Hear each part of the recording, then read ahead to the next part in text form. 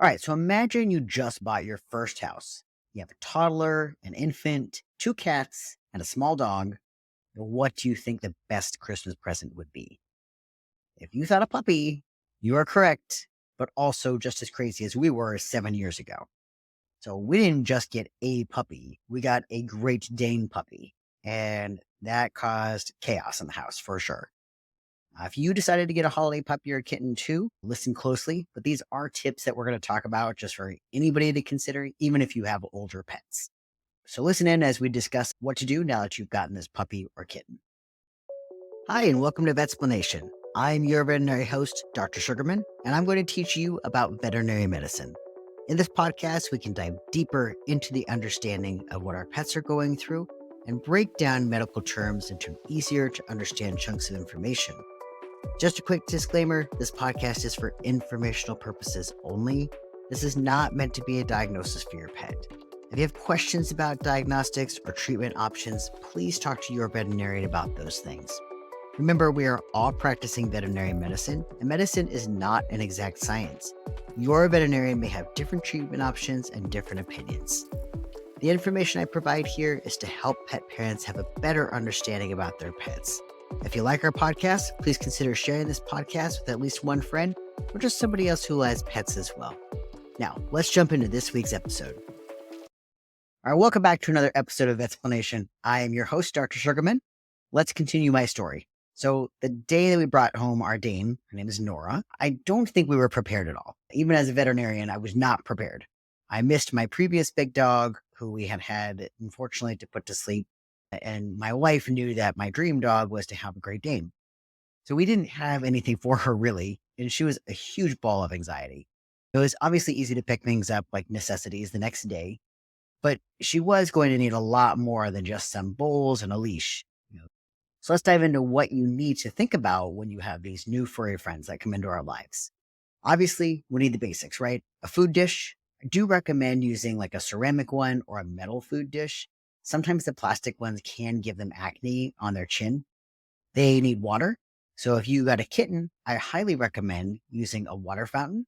I actually have a giant water fountain for all of my animals, but the cats like it the best because the water is really aerated. Because as it's going through the cycles, it's like putting more oxygen into that water, which they really like. It's also best to train them as a kitten, but you can use it at any age, really. It helps to hydrate them more because cats they just don't drink enough water. This will especially help our male cats because of their tendencies to have urethral obstructions, or basically they can get to a point where they have a urinary blockage to where they cannot pee. It doesn't guarantee that they won't have a blockage, but it does help to prevent it. And you can hear more about urethral obstructions in the very beginning of our podcast. I believe it was episode 1, if I remember correctly. And I will put in a link to that big water fountain that I have in the show notes. For kittens, we also need a litter box, right? You should have at least one litter box for each cat in the house, plus one. If you have a kitten you just got, then you need 2 litter boxes. If you want to get one of those fancy robot ones, great, then do that. You may want to try 2 different types of litter boxes, though, and 2 different types of litter to see which one they prefer. Most cats prefer regular litter, but some like pellets and some like crystals. Some cats also prefer privacy, like the litter boxes that have a top on it, while other ones are a bit more claustrophobic and they don't want anything over it. They want it to be nice and open. So if you show them where the litter box is, most of them pick up on it pretty quickly. It's just then trying to figure out what their preference is. We also need to think about collars. As a puppy or kitten, it is not as big of a deal what kind, because they're going to grow out of them, right? You do want to start thinking about what kind of collar you're going to use in the future, though, when they're adults. If you have a cat that goes outside, then usually a breakaway collar would be ideal, just in case they get stuck on something. For dogs, we do have 2 dogs, my 2 dogs, that play really rough, and they would always just rip off their tags and rip off their collars. So we had to come up with something that was tough so that they could show their identification if they ever got lost. I'd found these really thick collars that have a flat metal tab on them, which has their information engraved on them. You don't think that they're ever going to get out anywhere without you, but you just never know. I had let them out when they were puppies into the fully fenced backyard that we had. And 10 minutes later, I went to go get them to bring them back in, and they were both gone. Come to find out, a part of our fence had blown down in a bad storm, and I hadn't seen it when I had let them outside. So luckily, somebody did find them, saw their collar, and saw their tags on there, and were able to call us to come pick them up. Collars, though, can slip off, right? Tags can come off. Sometimes information just becomes unreadable on there. So the best things that you can do to ensure that somebody will call you if your pet is found is to have them microchipped. Can be done when they're awake or when they're asleep. It's just a needle that's used to inject like a microchip underneath the skin. I don't know if you've ever seen one, but I find that it's like even smaller than some of those needles they use to pierce to do those big gauge piercings on people. So it's not as it's not huge. They're just medium sized needles. Once it's implanted, then you just provide that microchip company with all the information. And that is the important thing of this. The microchip, it just gives us a long code when we read it with the scanner, and it tells us which company it's made by. That company then stores the information such as your name, your pet's name, the description of your pet, your address, and your phone number. So that way, somebody, like let's say they brought your pet into us, we would scan the microchip and they would call that company and they would either look up that information and they call you, or some companies prefer to call you themselves. But either way, you have to provide it, which means that it is very important for you to change your information when you move or you get a new phone number. So that way they can track you. There's no way to be able to track your information besides you providing it to them. Like I said, some companies prefer to call. Sometimes we call. They'll give us the number, we call. But if we can't get a hold of the pet parent, then the next day they do go to the shelter, and then the shelter again tries again to get a hold of you. If you have a lost pet, I do recommend going on social media under the lost pets in your area and posting a photo. People may have sighted your pet, but are unable to get close enough to them or to touch them because they're really scared. They might be a really, really nice dog, really nice cat, but a lot of dogs, they get really scared when they're not around their home, not around their people. And other people may not be able to go up to them to grab them to bring them into the pet clinic. Cats, most people assume that the cat's supposed to be outdoors, and so they wouldn't catch the cat to bring it in. So, if you post it on there, then people can update and just let you know at least where they've been seen. And you'd be amazed how far these pets have traveled. So I do recommend like putting it up there because they can travel pretty far. And you may be calling around to all these different shelters and vet hospitals, but they may not be there. They may be another 2 cities over. Anyways, let me back up a little bit. So now, that we've gotten to the essentials, I recommend making a wellness appointment with your vet right away. It's probably going to take you a couple of weeks to get into the vet. Therefore, you want to be on top of things. At the appointment, I recommend bringing in a fecal or basically poop sample for that day. They're going to be looking for any parasites in the stool, and it's much easier to get a big sample when they naturally give us a sample than when we need to get a sample at that office. If they don't need it, they can just throw it away.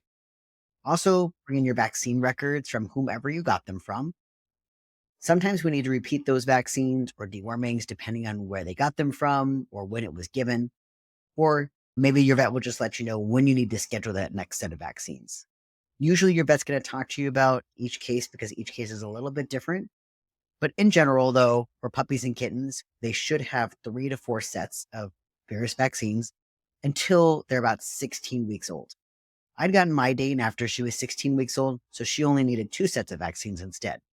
The most important thing about this is that they are not fully vaccinated until they are over 16 weeks of age.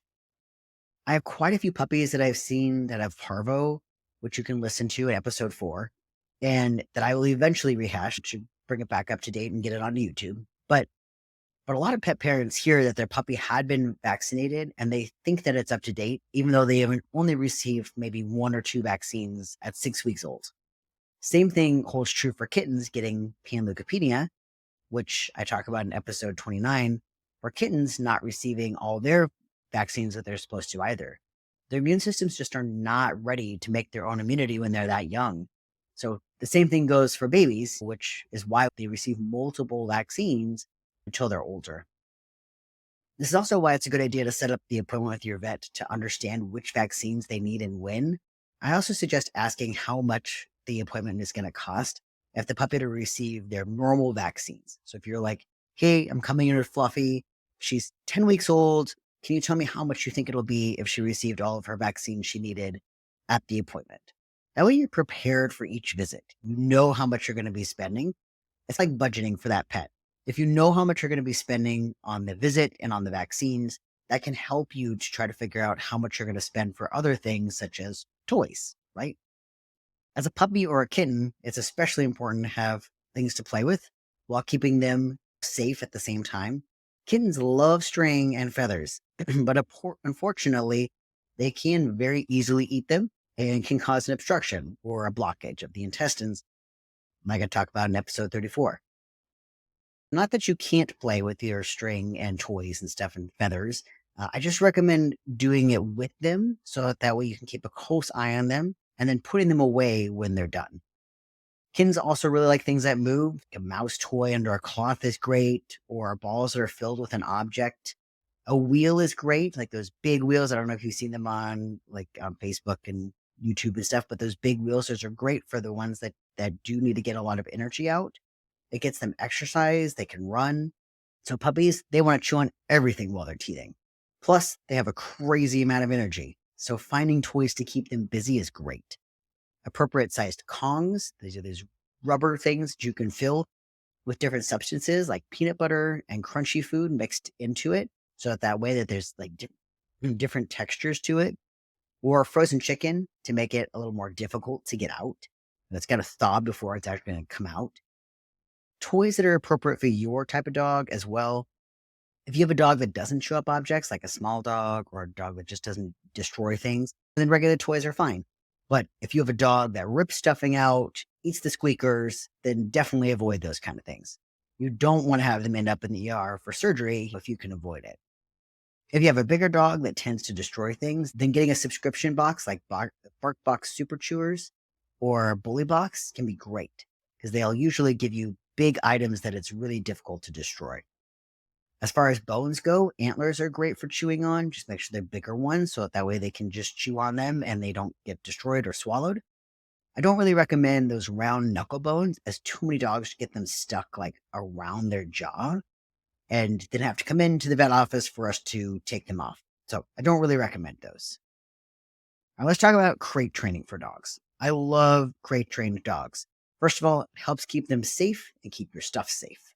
So lots of pets find it a safe place to go. They have their own space to get away from kids or other dogs harassing them. Plus, they can take their toys in there that they don't want to share. It's also a helpful tool for potty training too. Crate training can be difficult at first. Puppies want to be with you at all times. They've been used to being with their litter mates all this time, and they want to be with somebody. The best advice I can give, though, is to be persistent. It's going to take time. As far as the kennel goes, you do need to have a big enough kennel so that they can get up, turn around in, lay down. When they are puppies, they do have crates that have this insert that you can put in to make the crate smaller, and then you can change the size as they get bigger.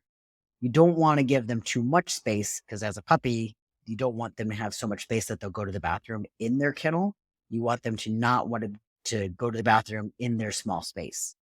So you can use things that are going to help them realize that the crate is a good space, though. You can give them special treats that they only receive in the crate, like maybe that Kong that's filled with frozen chicken, or you can feed them in there. They have a really cool automated dispenser that you can put above the crate that can help you too. That just anytime they're quiet, it dispenses it. I will try to get the name of that and put that in our show notes as well. Sometimes covering the crate can help too because it dampens their sensations. You don't have to keep them in the kennel at all times because then it's like a punishment, right? We don't want it to be a punishment. You just start out with doing this in small amounts. Put them in the kennel, close the door. You're sitting right there with them. Just put them in the kennel, close the door, open it back up, give them a treat immediately. And then do this a couple times so that they realize that this is a fun thing, this is good, that you're going to get treats when you're in here. So now you're going to amp it up a little bit. So now you're going to close the door, walk away out of sight for a second, come right back, give them a treat. Do that a couple times as well. Again, to show them that the goal is that you are going to come back.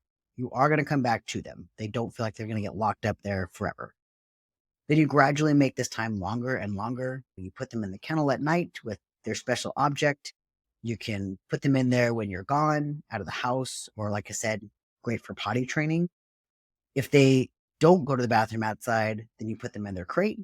Try again in 15 minutes. Bring them back outside. Try to let them go to the bathroom again. If they don't go to the bathroom, bring them back in. Put them in their crate. So that can be really helpful for like just crate training things. Some dogs really like an open space. They don't want anything covering them. And some dogs prefer to have things covered. So you just have to really play around with that to figure out what your dog prefers.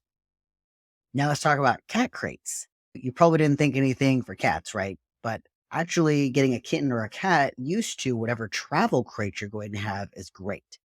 They have some really cool ones now too. It used to just be these big plastic bulky ones, and which I don't really recommend.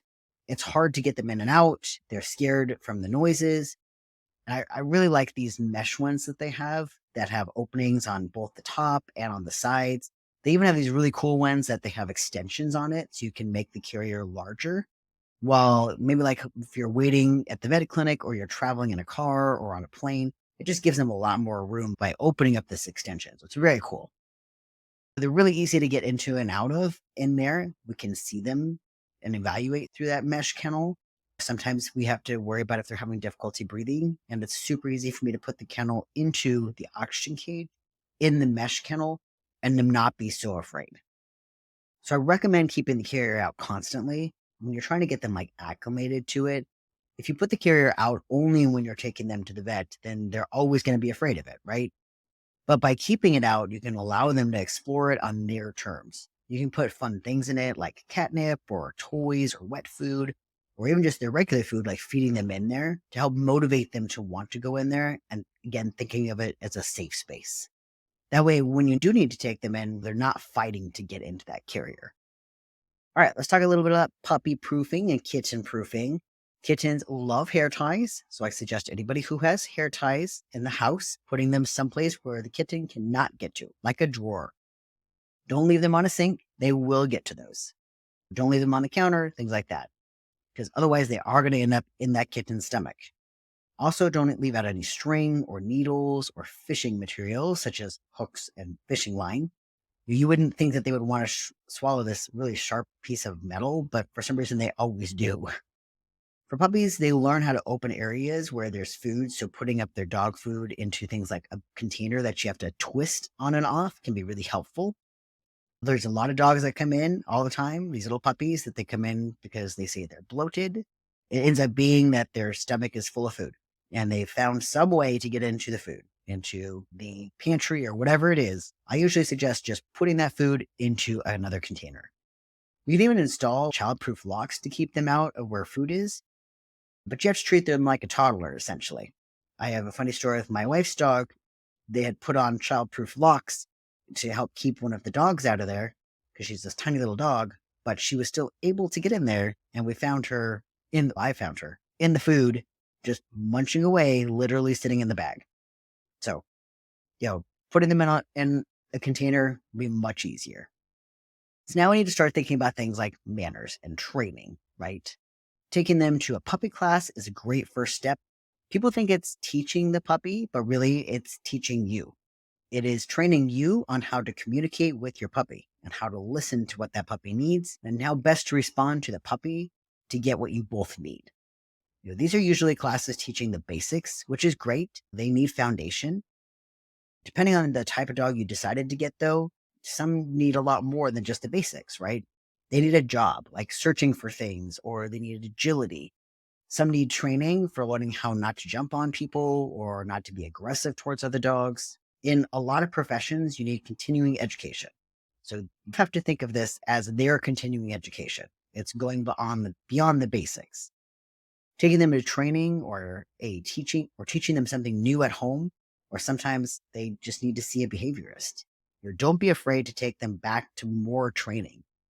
Another great avenue for dogs is doggy boot camps. This is where you get to send them to a facility where that trainer trains them, and then they come back to you, hopefully pretty well trained. This is a great skill when you don't have the time or the patience, but it does mean, though, that you do have to keep up on that training and those skills that they taught them. They don't just learn it and then they're done. They have to be reminded consistently about their training. So don't think it's going to be like an easy send them away and they're going to come back amazing and stay that way. You got to keep up on that training.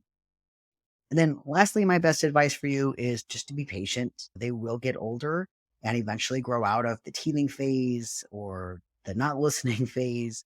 And eventually they're going to quiet down and just become an awesome pet. So sometimes you got to get through that puppy phase and kitten phase. It's great. They are cute because that helps you to be able to get past those things. All right. So I'm going to do our animal fact now. So we're going to talk about someone else's pet. I know this is past Christmas, but I didn't do a Christmas episode necessarily because I had already talked about it on other podcasts. I thought that I would do this somewhat late of a Christmas episode since we're going to talk about Christmas puppies and kittens anyways. My question to you is, why do you think Santa has 9 reindeer? At least 9, according to the story, right? But who knows how many he really has? Do you think he had the same thought? I have 1,000 elves, I have 5 reindeer, so for Christmas, we should definitely get a baby reindeer to train, right? Or is Mrs. Claus just getting him reindeer? Or does he think that he's a bit crazy for having so many? We'll just never know, right? Here's what we do know, though, about reindeer. So reindeer usually live in the Arctic tundra or the forests of Greenland. They usually live in Scandinavia, Russia, Alaska, Canada. In North America, we actually call them caribou, not reindeer. They are the only species of deer where both males and females have antlers. And in fact, males actually shed their antlers in the winter, but females keep their antlers in the winter if they are pregnant. And then they drop their antlers once they have given birth. So if you noticed, in the dead of winter, all of Santa's reindeer have antlers, right? So that would actually mean that Santa's reindeers are females, not male, and who are pregnant. So it never says in the book what their gender is, but people believe that they're male based on their names. They shouldn't judge a reindeer by its name, though, because according to what reindeer usually look like when they're in the winter, all of those reindeer pulling that sleigh are these crazy strong pregnant females. Pretty cool, right? Did you also know that reindeers are covered in hair? So that may sound ridiculous, but because you'd be like, yes, of course they're covered in fur and hair, right? Like most animals, but not quite. So even the bottom of their hooves are covered in hair, which helps them to grip like when they're walking across ice and snow. It is not a normal thing for them to have. If you look at cows and stuff, they don't normally have hair on their hooves. Do you also know what reindeer eat? Of course, Santa's reindeers eat carrots on Christmas Eve, but in other times, they do prefer things like moss and herbs, grass, ferns, leaves of the trees and shrubs. In the winter, though, those really aren't available, so they have to eat lichen, which have actually been termed reindeer moss. They scrape away the snow with their hooves and find it, and then they have to eat an average of 9 to 18 pounds of vegetation a day. So that is a lot of lichen that they have to find. Reindeer also have some other cool adaptations for the winter. They have cloven hooves, meaning that they are divided into 2, and that helps spread the weight of their body, allowing them to stand on the snow and the soft ground a lot easier. They also have special fur that helps trap heat underneath the fur, keeping them warm. And then also, if you've ever wondered how Rudolph has a red nose, reindeer have lots of tiny veins around their noses, and it helps circulate warm air. So this helps to warm the air that they breathe so that they don't get chilly. Therefore, Rudolph just has more veins around his nose than most of the other reindeer. So many interesting facts about them, right? But I do still really want to know how I got 9 reindeer. This is just another mystery we're just never going to know. All right. Thank you again, everybody. Hope this gave you a little insight into puppies and kittenhood. If you have any questions, as always, you can find us online at vetsplanationpodcast.com, or I'm most active on Facebook. And as always, please continue to keep your pets happy, healthy, and safe. Thank you, guys. Thank you guys for listening this week. If you have any questions, comments, suggestions, or you just want to say hi, you can email me at shugs, SUGGS, at vetsplanationpodcast.com, or visit the website at vetsplanationpodcast.com, or find us on Facebook, Instagram, or TikTok at Vetsplanation. Thank you all for listening, and I'll see you back here next week.